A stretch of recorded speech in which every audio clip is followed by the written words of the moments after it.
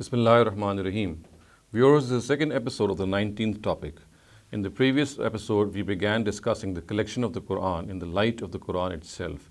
We had seen how a very distinguished scholar of the subcontinent, Imam Farahi, had pointed out that in certain verses of Surah Qiyamah, the whole scheme of the collection of the Quran has been pointed out. And he had directed our attention to these verses of Surah Qiyamah. And specifically, the verses were لا تحرك به لسانك لتعجل به إن علينا جمعه وقرآنه فإذا قرأناه فاتبع قرآنه ثم إن علينا بيانه. Which mean, O Prophet, do not move your tongue to hastily acquire this Quran. Indeed, upon us it is collection and recital. So when we have recited it, follow this recital. Then upon us is to explain it. We had seen in the previous episode how Farahi actually interprets these verses and tells us that they delineate the whole scheme of the collection of the Quran, in which all the installments of the Quran will be brought together at the end of the revelation of the Quran, and then it shall be given a new sequence, and the Almighty will have it recited in that new sequence, and then the Prophet will be bound to follow that new sequence with its recital. Today we are going to discuss the traditional interpretation or the general interpretation of these verses, and then we shall go on to critically evaluate both this traditional interpretation as well as the one presented by Imam Farahi. Now, as far as the traditional interpretation is concerned, almost all scholars interpret these verses of Surah Qiyamah in the light of an asr of Abdullah ibn Abbas. Thus, for example, Abu Ja'far Tusi in his At-Tibyan, and then we have Ibn Jarir al-Tabri in his tafsir, Imam Fakhruddin Razi in his Tafsir Kabir, Zamakhshari in his Kashaf, Ibn Kasir in his tafsir. Almost all these major exegetes of the Quran interpreting these verses of Surah Qiyamah in the light of the asr or the explanation offered by Abdullah ibn Abbas, which I'm just now going to present before you. Now, this Asr of Abdullah ibn Abbas has been presented in various anthologies of hadith, and specifically the one that I'm going to present before you is from Imam Bukhari's Al-Jami al-Sahih. So this has been actually narrated by Sayyid ibn Jubair from Abdullah ibn Abbas, and let me just recite these words before you. So it says, An Sayyid ibn Jubair an ibn Abbas fi qawlihi azza wa jal la tuharrik bihi lisanak qal كان النبي صلى الله عليه وسلم إذا نزل عليه جبريل بالوحي كان مما يحرك به لسانه وشفتيه فيشتد عليه فكان ذلك يعرف منه فأنزل الله تعالى لا تحرك به لسانك لتعجل به أخذه إن علينا جمعه وقرآنه إن علينا أن نجمعه في صدرك وقرآنه فتقرأه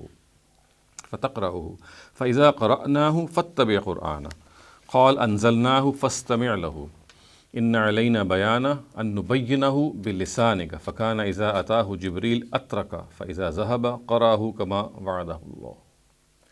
So this is how Abdullah ibn Abbas has actually explained each of these verses of Surah Qiyamah. Actually, in fact, he has given his explanation of how each of these four verses of Surah Qiyamah should be understood. So Ibn Abbas narrates regarding the verse La tuharrik bihi lisanak, which means do not move your tongue. Of course, he's just started to explain these verses from this particular part of Surah Qiyamah. So it means when Gabriel would descend with a revelation to the Prophet, he would move his lips and tongue, and this would distress him, and his anguish would be apparent from him. Yurafu minhu. At this, the Almighty revealed the verse of Surah Qiyamah, La tuharrik bihi lisanaka lita'jala bihi. Now, this is in the next portion of the narrative, Ibn Abbas is going to take up each of these verses and explain how he understands them. So Ibn Abbas explained this and the subsequent verses thus. Do not move your tongue to acquire it. Of course, which is La tuharrik bihi lisanak. So the first one is Inna alayna jam'ahu wa qur'ana. According to Ibn Abbas, this means Inna alayna an najma'ahu fi sadrik wa qur'ana fataqra'ahu. Which means it is upon us, the Almighty is saying, it is upon us to collect it in your heart. Najma'ahu fi sadrika. Of course, addressing the Prophet, that it is our responsibility to collect the Quran, or this episode, in your heart. And then the next verse, Qur'ana, actually he says it means fataqra'ahu. So you should read it. or you can read it. And then he goes on to explain the next verse, which is فَإِذَا قَرَأْنَاهُ فَاتَّبِعْ قُرْآنَ. He says أَنزَلْنَاهُ. قَرَأْنَاهُ means أَنزَلْنَاهُ. فَاتَّبِعْ قُرْآنَ فَاسْتَمِعْ لَهُ, which means when we reveal it, you listen to it carefully. So according to him, إِذَا قَرَأْنَاهُ would mean إِذَا أَنزَلْنَاهُ فَاسْتَمِعْ لَهُ. Listen to it intently. And then the final verse is Inna alayna bayana, and he explains this by saying an nubayyinahu bilisanika. It is the responsibility of the Almighty to explain it through your tongue, O Prophet. And then there are some other narratives actually which explain this an nubayyinahu bilisanika. Just for example, Imam Bukhari himself in the narrative says, records these words of Ibn Abbas as while explaining these words of Ibn Abbas as an-nubayyinahu bilisanika, he explains these words by saying, Summa inna alayna an taqrahu. So it is our responsibility that you recite it. So, and then the narrative goes on to its completion in the last sentences. The Prophet would be silent when Gabriel came and would recite later as promised by the Almighty. So he would not try to acquire the revelation and then start to reciting it immediately. He would remain silent once these words of assurance and instruction were sounded, and then he would later recite it. So this in a nutshell is how Ibn Abbas has explained these verses of Surah Qiyamah. And viewers, I would also like to summarize or to present before you Hafiz ibn Hajar's view, who has actually explained these narratives and the purport and their implications, which actually tell us how Surah Qiyamah verses need to be understood. So he, while explaining this narrative of Abdullah ibn Abbas, has written certain details in his Fathul Bari, which I am now going to present before you. And Ibn Hajar actually says, وَكَانَ النَّبِي صلى الله عليه وسلم في ابتداء الأمر إذا لقن القرآن نازع جبريل القراءة ولم يصبر حتى يتمها مسارعة إلى الحفظ لئلا ينفلت منه الشيء. قاله الحسن وغيره ووقع في رواية للترمذي يحرك به لسانه يريد أن يحفظه وللنساء يعجل بقراءته ليحفظه ولابن أبي حاتم يتلقى أوله ويحرك به شفتيه خشية أن ينسى أوله قبل أن يفرغ من آخره. وفي رواية الطبري عن الشعبي عجل يتكلم به من حبه إياه. وكلا الأمرين مراد ولا تنافى بين محبته إياه والشدة التي تلحقه في ذلك فأمر بأن ينصت حتى يقضى إليه وحيه. وورد بأنه آمن من تفلته منه بالنسيان أو غيره ونحوه قوله تعالى ولا تعجل بالقرآن من قبل أن يقضى إليك وحيه. So Hafiz ibn Hajar has actually explained, as I said, this narrative from Abdullah ibn Abbas, which is actually the Asr. And he says that in the beginning, when the Prophet would be imparted the Quran, he would try to immediately receive the Quran from Gabriel and would not wait until Gabriel had finished reciting it out to him. This was because he was enthusiastic to preserve it lest any part of it be lost. This is reported by Al-Hasan and some others. It is mentioned in the narrative recorded by Al-Tirmidhi that he would move his tongue wanting to memorize it. So we have an explanation of why he would actually be very impatient. He wanted to memorize whatever revelation Gabriel had brought down to him. An-Nasai mentions that he would show haste in reading it in order to preserve it.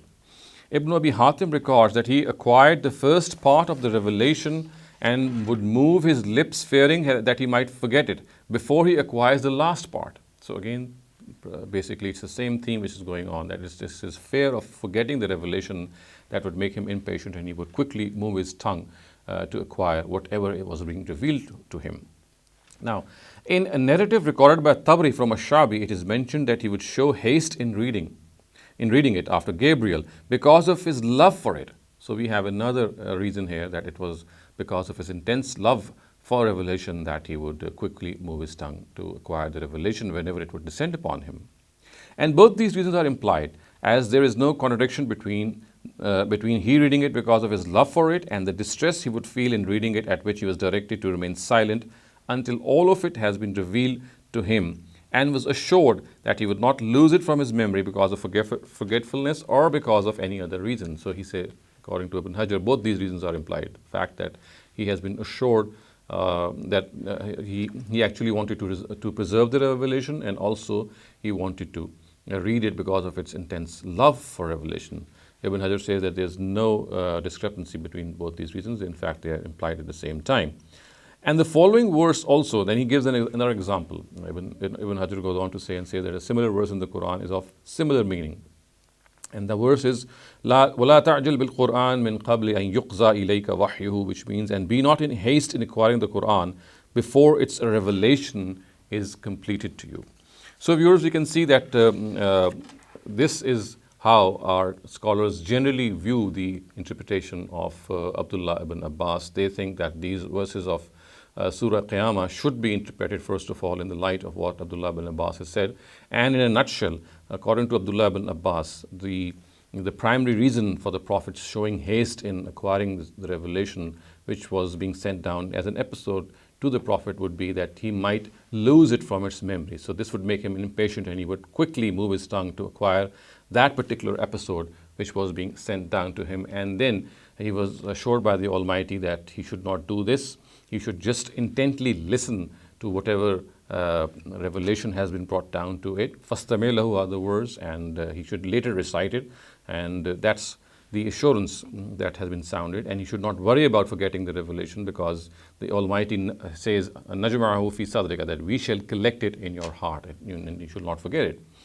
So we can now have a small comparison as well before we go on and critically analyze the views that we have just presented in the interpretation of Surah Qiyamah verses. We have the view of Imam Farahi, and we have the view of our traditional scholars. Now, our traditional scholars generally think that actually the reason that the Prophet would show haste in a revelation coming down to him would be that he feared that it might get lost. On the other hand, according to Imam Farahi, the primary reason because of which the Prophet would acquire this or had this impatience was perhaps also that he had this fear of revelation, but that's a very minor part of it. The major reason for that was that actually he wanted the guidance. He wanted the Quran to be sent down to him in its complete form, so that it should become a source of his guidance. And the key word in which there is a difference in interpretation is the word jam. The word jam, according to our general scholars, would mean that a particular episode should be collected in the heart of the Prophet. As the words I have just recited before you of the narrative of Abdullah Abbas say that Najma'u fi sadrika, which means that particular episode, God says, I'm going to gather it in your heart. Whereas according to Imam Farahi, and Jama actually here spells out the fact that the complete scheme of the revelation of the Quran is referred to here, and which would mean that the Quran, the various installments of the Quran which are revealed in various spaces of time, in various instances, in various phases, they shall all be brought together when the whole revelation has been completed, and then the Almighty will recite it afresh. So you can see that basically Imam Farahi's view is linguistically it seems to be linguistically very correct, because the word jama actually, as we know, means to bring things together. And as we know that, for example, Ibn Sida and Ibn Manzur, while actually pointing out this linguistic meaning, have said jama shay'an tafriqa. And jama shay'an tafriqa would mean that gathering things which are disparate. Similarly, Murtaza Zubaydi in his Taj al-Urus, the earlier quotations were from Ibn Sida's Al-Muhkam and from Ibn Manzur's Lisan al-Arab, and then we have Taj al-Urus of Murtaza Zubaydi saying Talif al-Mutafarriq, which means bringing together things which are disparate, which are scattered. So we can see that this particular area in which Farahi has posited his view is very consistent with the linguistic meaning of the word jam. We shall take a look at how our scholars have generally read later on, but for the moment we can see, as far as linguistics is concerned, Farahi's interpretation is very, very true and faithful to the word. And we also know that in the Quran there are several words, several instances in which the word Jama has been used and its inflections as well in this particular meaning. And obviously, if we take this into account, we can clearly see that the word Jama, when it is used in the form of for the meaning of a text, or it's used in reference of a text, it would mean bringing together its various parts. Now, before we go on to further analyze Farahi's interpretation, also I think there is one question in my mind which does arise in Farahi's interpretation, and although it is not a direct question on his real interpretation or his actual interpretation, which, as I said, pertains to the meaning of the word Jam, it actually is a question or an objection, I would say, on his interpretation of the verse which is immediately preceding the words of Jam, which is La tuharrik bihi lisanaka, which actually tells us why the Prophet would be impatient on receiving the Quran. So according to Farahi, when he sums up his interpretation, he says that there are two primary reasons for him being impatient. One of the reasons is that he might lose the Quran, he might forget the Quran, which is of course the same as what has been pointed out by our previous scholars. And the second one he has pointed out is that he was impatient so that he could receive the whole of the Quran, so that it could become a source of guidance for his people. So Farahi has said that these are the two basic reasons for him being, or the Prophet being impatient in receiving the Quran. In my humble understanding of the Quran, I think that these are two separate issues which have been tackled in two separate verses or two separate instances in the Quran. The assurance sounded on both these, what I mean is in different instances or in different verses.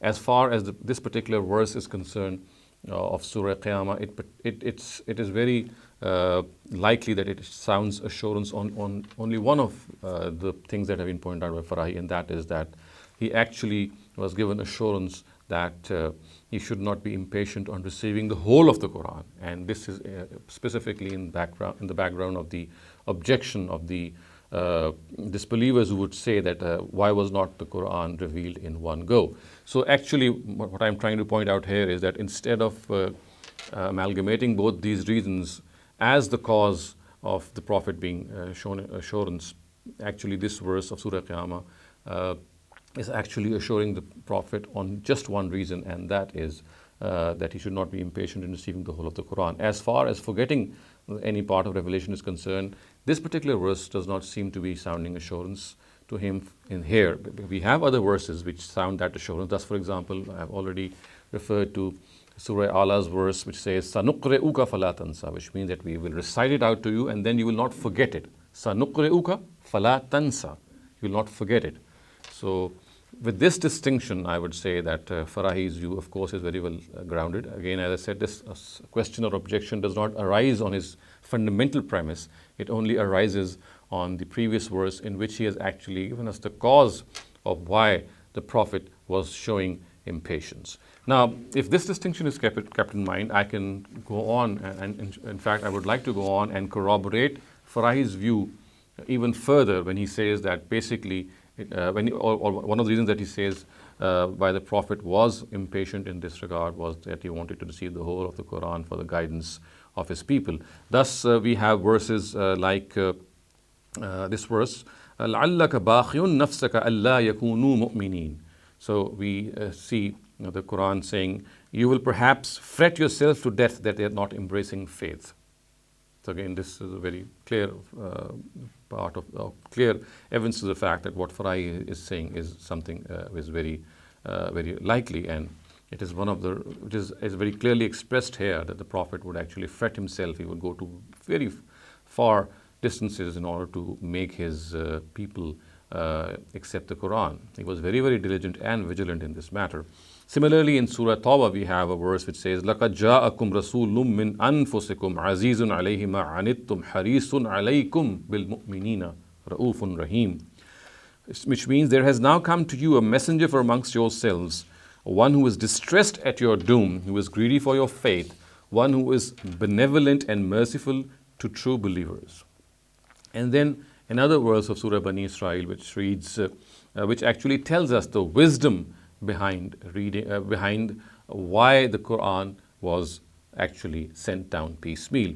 And the words are وَقُرْآنًا فَرَقْنَاهُ لِتَقْرَأَهُ عَلَى النَّاسِ عَلَى مُكْسٍ وَنَزَّلْنَاهُ تَنزِيلًا. And we have revealed the Quran in parts so that you can gradually recite it out to people, and we have elaborately and painstakingly revealed it. So this is the reason that this gradual revelation of the Quran is clearly mentioned, that this is why it has been done so, because it could be very appropriate for the instruction and training of the people. And these stages have been laid out themselves, the stages and phases of revelation by the Almighty. So you can see that with this particular distinction, I would say that Farahi's view is extremely well-founded linguistically, as well as from parallel verses of the Quran, in which basically the Prophet would be impatient to receive the whole of the Quran. And this, as Farahi has already pointed out, and I've referred to in my earlier talk, that this particular facet of the Prophet's personality had become a permanent feature.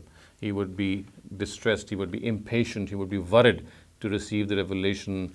And primarily, it was at one of these instances in Surah Qiyamah that when this impatience surfaced, the Almighty once again assured him, but this time the assurance took the form of delineating the whole scheme of the revelation of the Quran, the way it would be revealed in a gradual manner, and then later on it would be collected, and the Prophet would then be required to actually leave aside the previous recital of the Quran or the previous sequence of the Quran, and he would have to read the Quran or recite the Quran in the new sequence with the new recital. Now, if we take into account one of the parallel verses of the Quran, which I already actually referred to in my previous talk or the previous episode, was قال الذين كفروا وقال الذين كفروا لولا نزل عليه القرآن جملة واحدة كذلك لنثبت به فؤادك. So this particular verse, viewers, if we take this into consideration, because this is where we can see how the Almighty has replied to the objection of the disbelievers as to why the Quran was not revealed in a single episode. And this verse actually means, and the disbelievers said, why is not the Quran revealed to him in one go? Thus shall we reveal it piecemeal to strengthen your heart. So kazalik actually refers to the fact that the Quran shall be revealed in this piecemeal manner so that it can strengthen the heart of the Prophet. So if this particular kazalika, which is a very, very subtle word used here and very eloquently used by the Quran, is taken into account, then I think that the Surah Qiyamah verses, the way they assure the Prophet, there is a small ellipsis which actually tells us that, which is actually found between La tuharrik bihi lisanaka lita'jala bihi and then the next verse, Inna alayna jam'ahu wa Qur'ana. So between these two verses is juxtaposed a sentence of assurance which has been suppressed by the Quran. But if we keep in view this parallel verse which I've just recited before you, and the fact that the other parallel verses tell us that this piecemeal revelation of the Quran had a certain wisdom behind it. So if we unfold that particular sentence of assurance or another sentence which connects the two words or the two verses. So La tuharrik bihi lisanaka is the first one, and the next one is Inna alayna jam'ahu wa Qur'ana. In between these two verses, viewers, I think there is a verse of assurance which has been suppressed to the effect, words to the effect, and one of it would be kazalika, again that same kazalika which I had just referred to. Kazalika anzalnahu فَإِذَا قُضِيَ وَحْيُهُ إِنَّا عَلَيْنَا جَمْعَهُ وَقُرْآنَهُ. So it would mean that, O Prophet, do not hastily move your tongue to acquire the Quran. كَذَلِكَ أَنزَلْنَاهُ. We shall reveal it thus in piecemeal. فَإِذَا قُضِيَ وَحْيُهُ. So as soon as the whole of the revelation is complete, and then you can see that this sentence beautifully dovetails into the next sentence, which is Inna alayna jam'ahu wa Qur'ana. As soon as its revelation is complete, it is upon us, the Almighty says, to collect all its parts and to Inna alayna jam'ahu wa Qur'ana, to collect it and to recite it out to you. So this is how, in fact, I would see Farahi's interpretation beautifully describing the whole arrangement and the whole scheme of revelation of the Quran. And I would now go on to critically evaluate the not only the text of the narrative of Abdullah ibn Abbas, which I just read out before you in the beginning, but also its chain of narration, and then see how they stand to the test of criticism.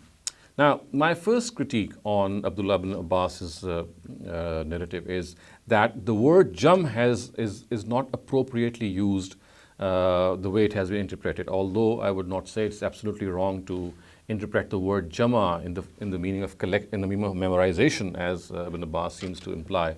But the word jama is used for memorization in the presence of some concomitant indication. Otherwise, in the absence of any qarina or an concomitant indication or factor, more appropriate words which point to the fact that something is to be memorized, and the more appropriate words for this particular act in Arabic language are, for example, qara or hafiza or sabata. So if the issue, as the narrative says, was that no part of the revelation would be lost and the Almighty will have it collected in the heart of the Prophet, as you remember the narrative said, an-najma'u fi sadrika, that we shall collect it in your heart, then more appropriate words instead of jama were sabata or qara'a or hafiza, which actually specifically connote memorization. But the word jama only connotes memorization in the presence of certain qara'in, as I would say, or concomitant factors which are absent here. Moreover, there is no concomitant textual indication for the words fi sadrika within the text of the Quran. In the absence of such an indication, these words cannot be understood as an insinuation. So this is the first critique which arises in my mind on the asar or narrative of Abdullah ibn Abbas. Now, the second critique, which arises in my mind, is, if you recall, that he had said that inna alayna jam'ahu wa qur'ana actually means an najma'u fi sadrika wa qur'ana. The word qur'ana actually means fataqrahu. So inna alayna jam'ahu would mean it is upon us to collect it in your heart. Wa qur'ana actually means fataqrahu, that you recite it. So I would say that this is not a very accurate translation, because qur'ana actually also relates to inna alayna. So actually what this verse actually means is that inna alayna jam'ahu wa inna alayna qur'anahu. It is upon us to collect it and it is upon us to read it out. So both these verbs are actually ascribed to the Almighty Himself. However, the way Ibn Abbas explains it, the second part, wa qur'anahu, actually relates to the Prophet. He says that qur'anahu means fataqra'ahu, you should read it, so that you should read it. As I said, this is not appropriate at all, because in the verse it is very clear that inna alayna jam'aha wa qur'ana is actually both clearly ascribed to the Almighty, and the meaning would be that it is inna alayna jam'ahu, it is upon us to collect it, wa inna alayna qur'anahu, it is upon us to recite it. Now, the third critique which arises in my mind vis-a-vis Abdullah ibn Abbas' interpretation is that فَإِذَا قَرَأْنَاهُ فَاتَّبِعْ قُرْآنَ. Remember, this is the third verse. He says that actually this means أَنزَلْنَاهُ فَاسْتَمِعْ لَهُ. He has interpreted it, which means when we reveal it, you listen intently to it. Now, it clearly seems that this part, or this interpretation, has been made by connecting it to the verse which is prior to this verse, and that is la tuharrik bihi lisanaka, because actually what is meant is that when Gabriel recites out the revelation to the Prophet, he should not move the tongue to acquire it in haste.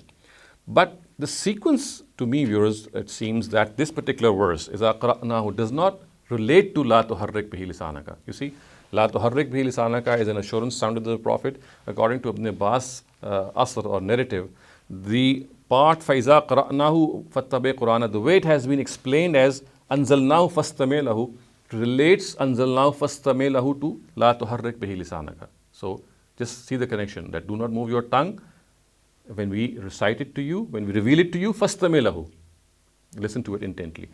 However, viewers, you can clearly see that this part فَإِذَا قَرَأْنَاهُ فَاتَّبِعْ قُرْآنَ cannot relate to la tuharrik bihi lisanaka, because it is clearly so closely related to the previous verse, which is inna alayna jam'ahu wa qur'ana, and you can see how the word qur'anahu is repeated. فَإِذَا قَرَأْنَاهُ فَاتَّبِعْ قُرْآنَ. So the actual sequence is inna alayna jam'ahu wa qur'ana. It is upon us to collect it and then to recite it out. فَإِذَا قَرَأْنَاهُ, so when we recite it out, فَاتَّبِعْ قُرْآنَ, follow that recital.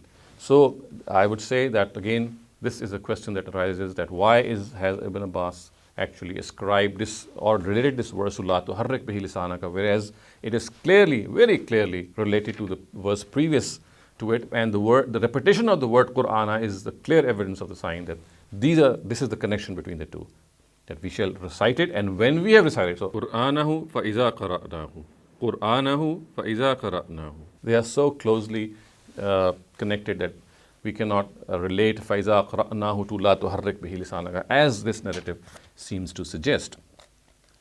The fourth question, viewers, that arises in my mind in this regard is that, if you remember, I've just also referred it to just now, that according to Ibn Abbas, فَاتَّبِعْ قُرْآنَ, or means فَاسْتَمِعْ لَهُ, listen intently to it. Again, this is not a very inappropriate translation. When you say فَاتَّبِعْ قُرْآنَ, a literal translation would be follow this recital. Fastamir lahu would mean listen intently to it. I would say this is a very far-fetched or a little or an explanation which actually exceeds the words. It goes beyond the literal words. Fattabi Qur'ana to making it mean as fastamir lahu is something which the words do not accept, at least in my mind. Now, as far as the fifth question, viewers, that arises in my mind is that as far the last verses, inna alayna bayanahu, and if you recall, it was explained by Ibn Abbas as an nubayyinahu bilisanika, which was further explained as inna alayna an taqra'ahu. Remember, I had said that narrative in Bukhari has actually told us that nubayyinahu bilisanika means an taqra'ahu, inna alayna an taqra'ahu. Now, if this is the case, then there would be a repetition, because according to Ibn Abbas, an taqra'ahu has already been referred to earlier by the very first verse, which is inna alayna jam'ahu fa qur'ana. An taqra'ahu, qur'anahu has been interpreted as taqra'uhu. So if here is the case, then explaining inna alayna bayanahu by telling us that it means inna alayna an taqra'ahu, it would only be a repetition, because taqra'ahu has already come before while explaining Qur'anahu. So it has already been there. So inna alayna an taqra'ahu, it is our responsibility that you recite it. And earlier on also the same word had occurred. So this would be a mere repetition. And hence I would say that this is again something of a questionable nature. So these are the 5 questions which arise in my mind vis-a-vis the interpretation of Abdullah ibn Abbas. We have yet to see whether it's correctly ascribed to him or not. Whereas, viewers, on the other hand, we can see that each and every word of this narrative, the way of this verse, the way it has been explained by Imam Farahi, it really is something which is very linguistically, it's something which is linguistically possible. Not only possible, but it feels that it is very, the linguistics of this, or the stylistics of this verse are absolutely speak for themselves regarding the interpretation, or in favor of the interpretation of Imam Farahi.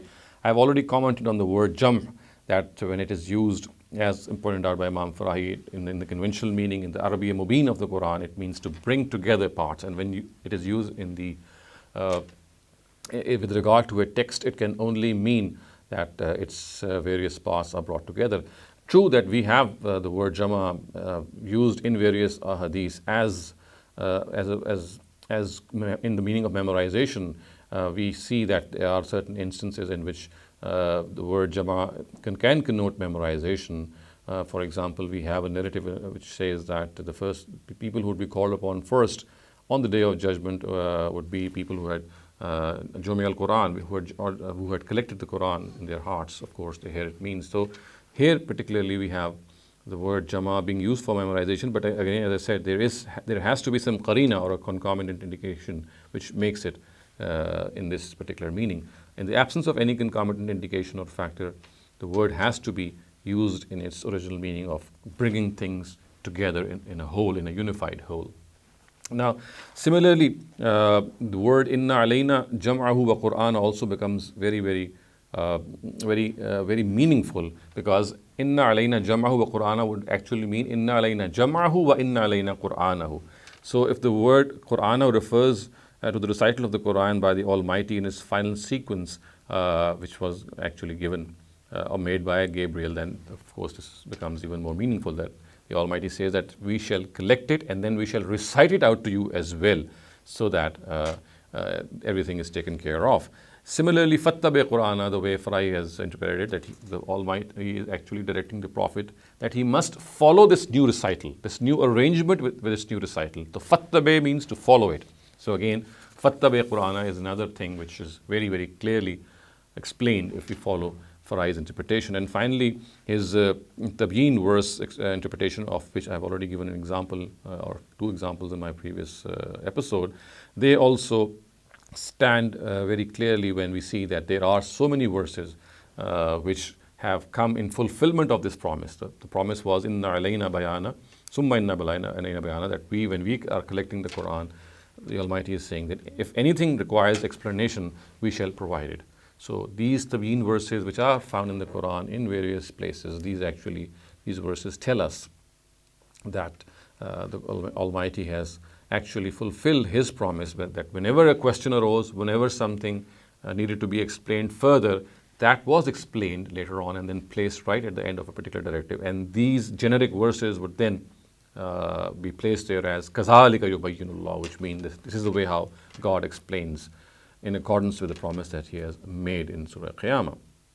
So viewers, this is as far as the critique on the text of the narrative of Ibn Abbas is concerned. Now we have another critique as well, and this time on the matan, on the isnad, or the chain of narration of the narrative of Abdullah ibn Abbas. You can see, viewers, the chart of this narrative being displayed before you. It's a rather comprehensive chart, and you can see that it is the only person to report this narrative is Abdullah ibn Abbas, and the only person to report this narrative from Abdullah ibn Abbas is Sayyid ibn Jubair. Now, the critique that I am now going to present before you vis-a-vis this narrative is by Shabbir Ahmed Azhar Merathi, a very famous scholar of the subcontinent again, and he, in his Sahih Bukhari Ka Mutala, a book that he has written on a critical appraisal of some narratives of Imam Bukhari, he says that this narrative, according to him, is incorrectly ascribed to Ibn Abbas. He has actually pointed out certain other details which very, very convincingly show us that, according to him, is incorrectly ascribed to Ibn Abbas. And this is how he has actually explained it. He says that there are many narratives in Hadith literature in which Sayyid ibn Jubair directly heard from Abdullah ibn Abbas. Remember, this narrative is Abdullah ibn Abbas. From him, the person who reports is Sayyid ibn Jubair.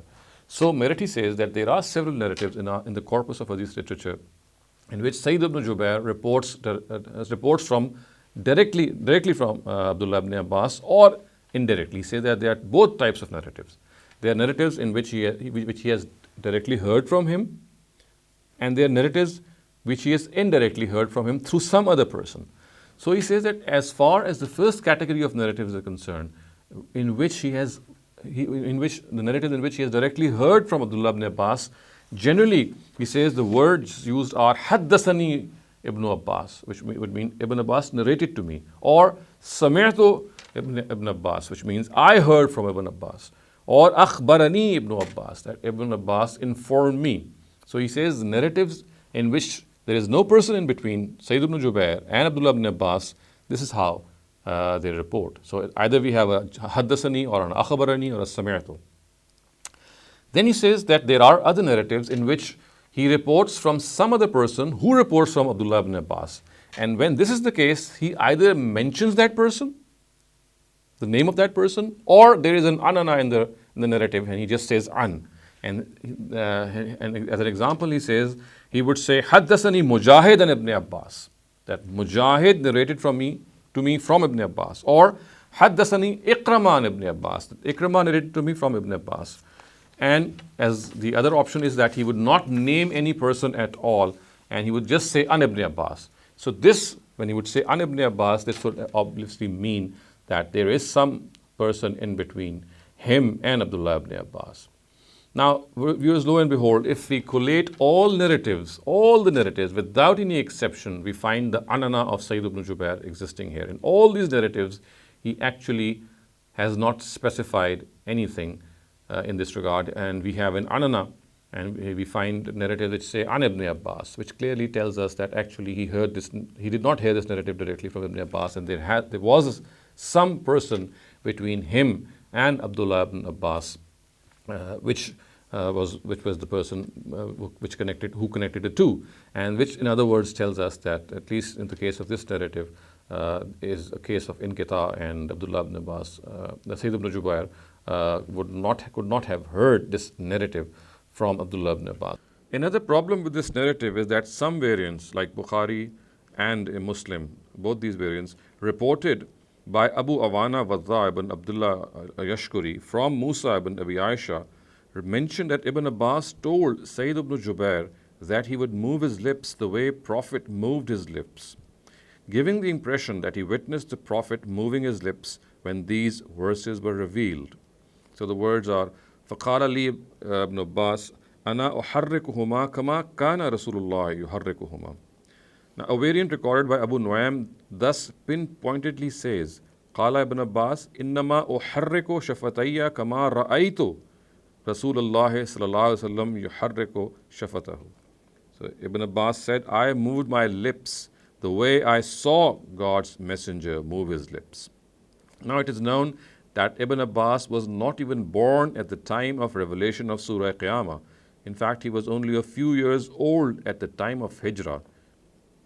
So, viewers, this is how I would see that that as far as this narrative is concerned, it has these flaws that we see that the narrative itself is questionable because Abdullah ibn Abbas would not have been present at the time of the revelation of these verses, and the way he has actually described his explanation also brings questions to our mind. And the other fact is that the narrative is broken between him and Sayyid ibn Jubair is also testimony to the fact that this narrative is munqata. So I would say that not only the questions which arise on the text of the narrative of Abdullah ibn Abbas, but also the ones which arise on its chain of narration are sufficient to raise this very serious question that this narrative cannot be accepted as an explanation of these verses of Surah Qiyamah. On the other hand, we can see that if the explanation of Imam Farahi is accepted or interpreted, although we have a certain question, and at least I had a certain question regarding his interpretation, but that does not relate directly to the interpretation per se, but to one of the previous verses which links that particular verse to the previous verse. So barring that small exception, Farahi's interpretation of this verse actually is tantamount to shedding new light on the whole issue of the collection of the Quran. And as per this view, it would seem that the Almighty had actually informed the Prophet and through him the companions about the scheme of the revelation of the Quran. And he had informed it in a Meccan surah, much before the Quran would have been completed later on in the Medinan period. In the Meccan surah, in this Meccan surah of Surah Qiyamah, he had actually told the Prophet that he should not be worried about receiving the whole of the Quran, because the scheme of the Almighty is that he is going to gradually reveal it step by step, piecemeal, in stages. And then the scheme is that the Almighty himself says that it is my responsibility to bring together these various installments and episodes of the Quran in a unified whole. And not only that, the Almighty says, Inna alayna jam'ahu wa Qur'ana, then I'll recite it out to you. The new arrangement with its recital will be given to the Prophet. And then فَإِذَا قَرَأْنَاهُ فَاتَّبِعْ قُرْآنَهُ. The Almighty says that when I give this new arrangement to you, then you, a Prophet, it